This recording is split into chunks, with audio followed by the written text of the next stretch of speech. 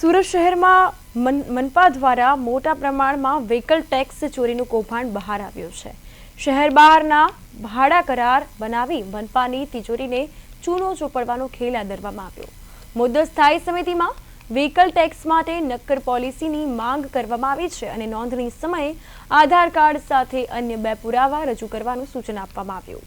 તો vehicle tax ચોરીમાં ઉલટ તપાસ કરી રિપોર્ટ સબમિટ કરવા આદેશ અને ટેક્સ ચોરીમાં કાળા હાથ કરનાર અધિકારી ભૂગર્ભમાં ઉતરી ગયા હોવાનું સામે આવ્યું।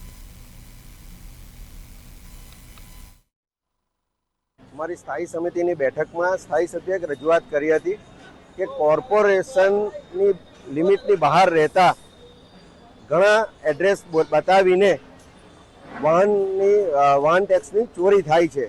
એમાં ઘણા લોકો એવું કરે છે કે સુરત મહાનગરપાલિકાની હદ બહાર રહે છે એવા ભાડા કરાર બનાવીને વાહનનું રજીસ્ટ્રેશન થઈ જતું હોય છે, પરંતુ આ યોગ્ય નથી। તમારા વ્હીકલ જો શહેરમાં ફરતા હોય તો તમારે કોર્પોરેશનનો ટેક્સ ભરવો જ જોઈએ અને આના માટે અમે કોર્પોરેશનના અધિકારીઓને અને આરટીઓને સૂચના આપી છે અને એક તપાસ કરવાનું કહ્યું છે કે જો આવી રીતના જો થતું હોય તો તે યોગ્ય નથી। જો તમે તમારા વ્હીકલ કોર્પોરેશનની હદમાં ફેરવતા હોય તો કોર્પોરેશનનો તમારે વાહન વેરો ભરવો જ જોઈએ।